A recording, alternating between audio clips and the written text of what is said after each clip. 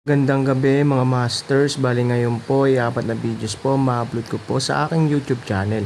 Tama nga mga masters, 4 na videos nga po ma-upload ko po. Yon, what's up mga masters? Nandito na naman tayo sa panibagong araw, panibagong kabanata na naman ang pagsasama-samahan natin ngayon guys.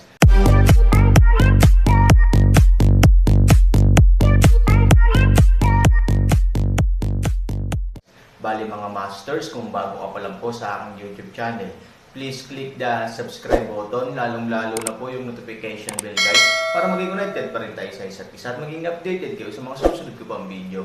Bali mga masters, bago natin umpisahan ng kwento ay mag-shoutout po muna tayo para sa mga solid nating tagapakinig. Shoutout kay Ronald Gutierrez, shoutout kay Rampino JR. Yun na nga mga masters, no? Bali hindi na ito patagalin. In 3, 2, 1, let's go! Mga master, magbabalik tayo sa pag-upload ng 4 na videos everyday simula ngayon araw. Salamat sa solid na pagsuporta mga master. Kabanata 3071 hanggang 3075. Kung talagang gusto mong mahanap ni Lin Fang ang taong nasaktan niya kamakailan, wala siyang maisip maliban kay Shi Jing. Ang pagganap ng Aaron ay naging pinakamalamang na tao na gumawa nito. Pero paano kaya, kahit na totoo ang nangyari sa harap mo? Kahit na may posisyon talaga siya, napakaraming boss ang kayang magpakawtaw. Ngunit ang alam ni Lin Fang ay ang lahat ng mga tao sa listahan ng mayamang mundo. Paano siya magiging kwalipikadong ilipat ang mga ito? Kasabay nito, nahanap din ni Liu Wei si Lin Fang na nakatingin sa mga mata ni Aaron, biglang sumambulat ang takot, at kahit sa likod ay agad na naglabas ng malamig na pawis. Siya ba yun? Siya yun. Hindi ito maaaring totoo. Maaari ba niyang utusan ang mga kontak ni Lin Fang nang ayon sa gusto niya? Kung gayon, ang enerhiya ng batang ito ay masyadong kakilakilabot. Alam mo, iyon ang lahat ng malalaking pangalan sa listahan ng mayamang mundo. Paano niya magagawa iyon? Hindi. Walang malay na sabi ni Liu Wei. Siyempre hindi. Kahit na walang pangalawang posibilidad, hindi maniniwala si Lin Fang na ginawa ito ng Aaron. Kung tutusin mula sa kasalukuyang sitwasyon, dapat ay mayroon siyang malaking impluwensya sa Yanjing, ngunit ang impluwensyang ito ay hindi maaaring ikalat sa ibang bansa. Kung tutusin, siya ay bata pa. Inilabas ni Liu Wei ang kanyang malas. Iniisip niya lang na sobra talaga siyang nag-iisip. Paano makakaugnay ang ganitong bagay sa kanya?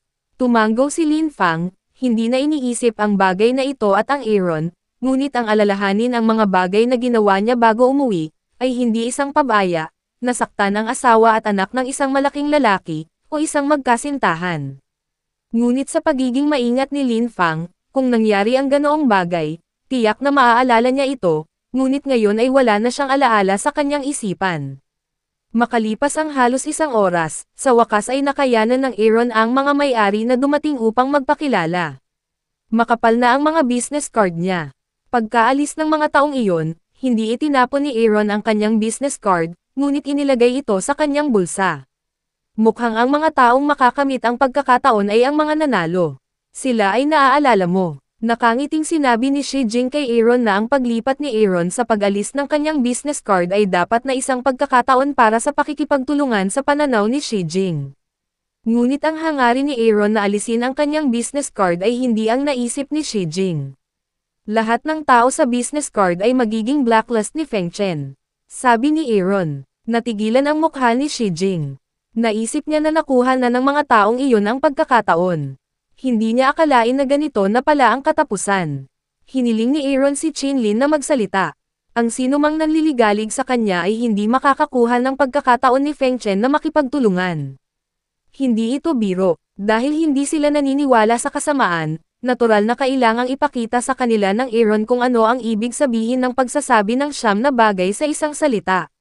Napakalaking eksena. Hindi kailangang magpakitang gilas ang anak mo sa oras na ito, Shi Jing, kapag napakaraming estudyante ang naantala sa pagkain.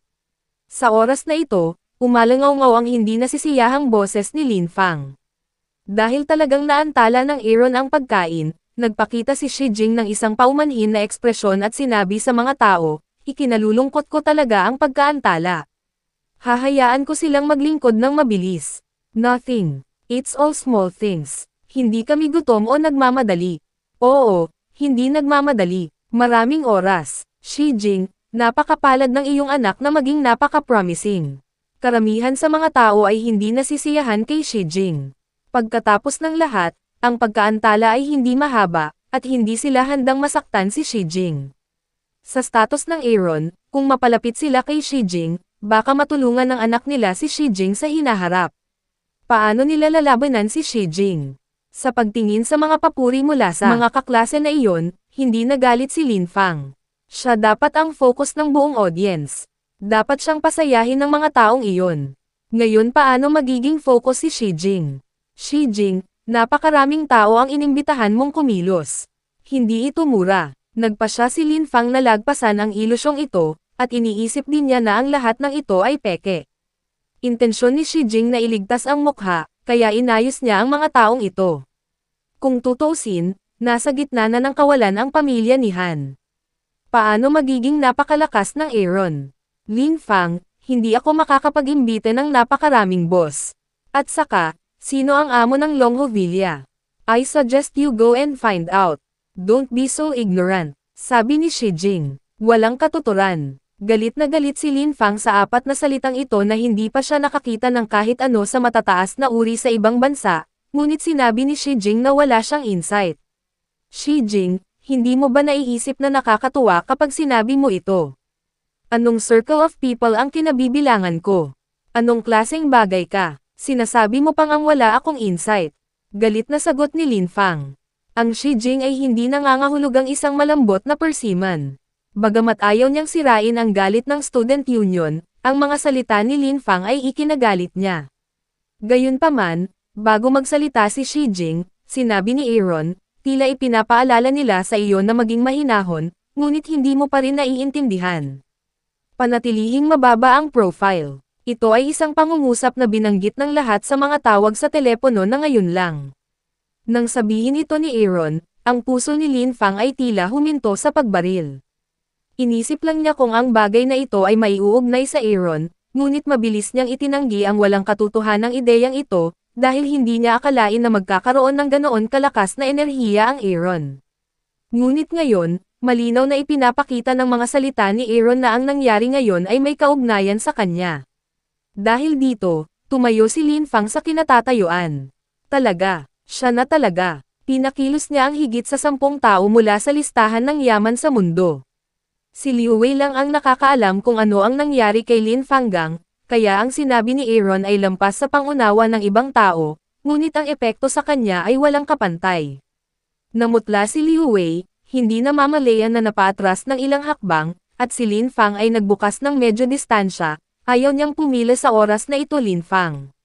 Bagamat si Lin Fang ay isang babaeng karapat-dapat paglaruan, alam pa rin ni Liu Wei kung alin ang mas mahalaga sa pagitan ng mga babae at ng kanyang kinabukasan, nakalimutan mo na baka agad na wala kang kwenta ngayon. Sino ang maglakas loob na umamin sa iyong relasyon sa mga taong kilala mo? Pagpapatuloy ni Han. Ang pangungusap na ito ay muling nasaktan kay Lin Fang, at ang kanyang puso ay parang tinamaan ng martilyo ng malakas. Alam niya na ginawa niya ang nangyari ngayon, at si Lin Fang ay walang mahanap na dahilan para pagdudahan si Aaron. Ikaw talaga Lin Fang na nakatingin kay Aaron, ang malalaking mata niya ay parang lumilipad pababa sa mga mata niya, nalilito, hindi maintindihan kung bakit si Lin naging ganito si Fang. Ngunit alam ni Shijing na ang magandang dula na sinabi ng Aaron. Isang hindi inaasahang eksena ang nangyari. Aggressive Lin Fang, biglang tumakbo sa Aaron sa harap ng, pumutok ng dobleng lumuhad sa lupa. Ito, anong problema, Lin Fang? Under what circumstances, bakit bigla kang lumuhad? Lalong naguguluhan ang mga estudyanteng naguguluhan sa mga oras na ito. Ngayon lang, sinabi ni Lin Fang na alam niya ang mga malalaking pangalan sa listahan ng yaman sa mundo, ipinagmamalaki sa harap ni Shijing, at patuloy na minamaliit. Ngayon, lumuhad siya sa anak ni Shijing. Ang matinding pagbabagong ito ay talagang hindi inaasahan. Liu Wei, anong problema? Tahimik na lumapit kay Liu Wei ang isang lalaking kaklase. Noon, napansin niya na may kausap si Liu Wei kay Lin Fang, at hindi maganda ang mukha ni Liu Wei, ibig sabihin, dapat may alam siya sa loob. Nang marinig ito, hindi malay ni Liu Wei na umiling. Ang Aaron ay nagpapakita ng kamangha-manghang enerhiya na wala siyang lakas ng loob na pag-usapan ito.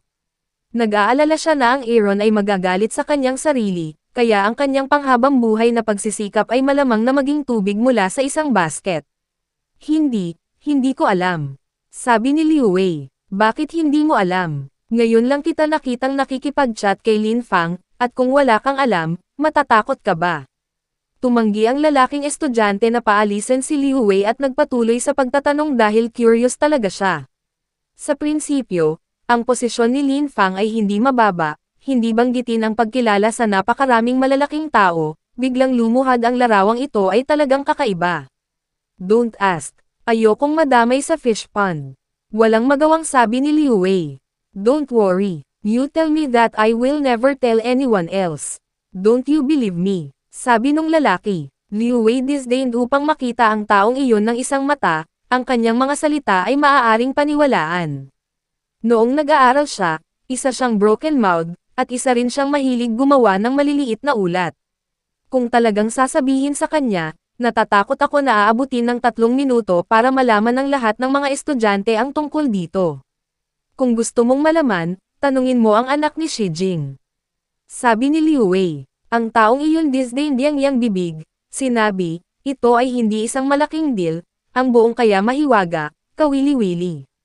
Maliit na bagay. Ang mga salitang ito sa tainga ni Liu Wei, talagang gusto siyang tumawa, kung ito ay isang malaking bagay, Lin Fang kailangan upang Aaron lumuhad. At kung ano ang nangyari sa Aaron, maaari ba itong maging isang malaking bagay? Sa maikling panahon, pinakilos niya ang higit sa 100 pinakamahalagang tao sa mundo. Ang ganitong uri ng enerhiya ay halos lampas sa imahinasyon ni Liu Wei. Hindi pa rin niya maisip kung paano ito nagawa ng Aaron. Sa oras na ito, sinabi ni Lin Fang kay Aaron, pakiusap, bigyan mo ako ng isa pang pagkakataon. Nangangako ako na mananatili akong mababang profile. Kinailangan ni Lin Fang ng maraming taon at lakas para maging isang sikat na babae sa ibang bansa. Hindi niya gustong mawala ang kanyang katayuan ng hindi maipaliwanag, kaya ang pagluhod sa harap ng lahat ay isang kahihiyan, ngunit hanggat kaya niyang mabawi ang lahat ng ito, magagawa ni Lin Fang ang lahat. Opportunity, binigay ko na sayo, pero sayang hindi mo alam kung paano pahalagahan, kaya kailangan mong tiisin ang kahihinatnan ngayon. Bahagyang sinabi ni Aaron na hindi siya interesadong sirain ang ganitong uri ng babae, ngunit paulit-ulit na pinilit ni Lin Fang si Shi Jing, na ginagawang hindi mabata ang Aaron. At paano niya babalikan ang ginawa niya? I'm sorry. I didn't know you were so powerful. I'm sorry sa ginawa ko ngayon. Please give me another chance. I can't lose them. Otherwise, I will have wala. Sa sobrang pagkabalisa ni Lin Fang ay nagsimula siyang umiyak. Sapat na para makita kung gaano kabigat ang suntok sa kanya. Kung tutuusin, kalahati ng kanyang buhay ang kinailangan upang makilala, at ngayon ay nasira ang lahat ng magdamag. Pakiramdam pa nga ni Lin Fang ay naging walang kabuluhan ang kanyang buhay. Sa tingin mo, mahalaga ka ba talaga sa paningin ng mga taong iyon? Ipaglalaban ba nila ang mga babaeng katulad mo? Tanong ni Aaron. Ang pangungusap na ito ay direktang nakalilito kay Lin Fang, dahil malinaw na malinaw niya ang kanyang posisyon sa harap ng mga taong iyon, kaya kapag kaharap ang mga taong iyon, magiging maingat siya, dahil sa takot na masaktan niya sila at masisipa. Ang mga taong iyon ay ang nangungunang mayayaman sa mundo, ngunit walang kakulangan ng yin-yan-yan sa kanilang paligid. Hinding-hindi nila may lalagay ang sinumang babae sa kanilang puso. Ang mga laruan ay mga laruan na maaaring itapon anumang oras. Alam ni Lin Fang na ang nangyari ay hindi na mababawi, kaya naging kakaiba ang kanyang ugali. Dahil hindi na ito mabawi, bakit kailangan niyang lumuhad at humingi ng tawad sa Aaron? Tumayo si Lin Fang na may malungkot na mukha at sinabi kay Aaron, sinira mo ako. Hinding-hindi kita bibitawan. 3,000 dumbfounded ngiti, ang babaeng ito ay sapilitang kagyat na kaya baliw, hindi inaasahan pa rin maglakas loob na sabihin ang ganitong uri ng mga salita sa kanya. What qualifications does she have for Aaron? May kasabihan na hindi ka luluha kapag hindi mo nakita ang kabaong. Ito ay napakaangkop para sa iyo, ngunit sana ay hindi mo ito gamitin. Ang Aaron ay nagpapaalala ng isang paraan, nasira ang buhay ko, kaya paano kung mamatay ako? Kinagat ni Lin Fang ang kanyang mga ngipin at sinabi na ang lakas at pagsisikap ng unang kalahati ng kanyang buhay ay nasayang lahat. Ngayon ay hindi na siya makakabalik sa matataas na uri, kaya wala siyang takot. Kung sa tingin mo ay makatatakot ako nito, mas mabuti pa na sabihin ko sa iyo na walang kwenta ang buhay mo sa paningin ko. Kung lalayo ka sa Longhovilla na ito, maaari kang mamatay sa isang aksidente sa sasakyan, sabi ni Aaron. Ang pag-uusap sa pagitan ng dalawa ay nalilito sa iba, ngunit ang huling pangungusap ng Aaron ay nagpaparamdam sa mga tao. Naglakas loob ba siyang kumilos ng ganito?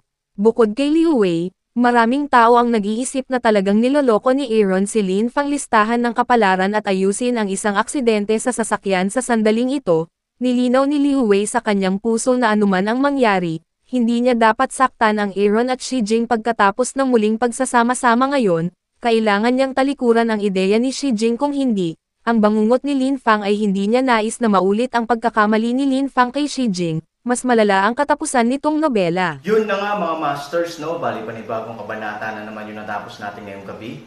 Muli, maraming salamat po talaga sa walang sawang suporta po sa aking YouTube channel na talagang inaabangan nyo po ang bawat upload ko po. Bali mga masters, magkita-kita ulit po tayo bukas ng gabi at ngayon po ay magpapaalam po muna tayo. Bali mga masters, bye-bye!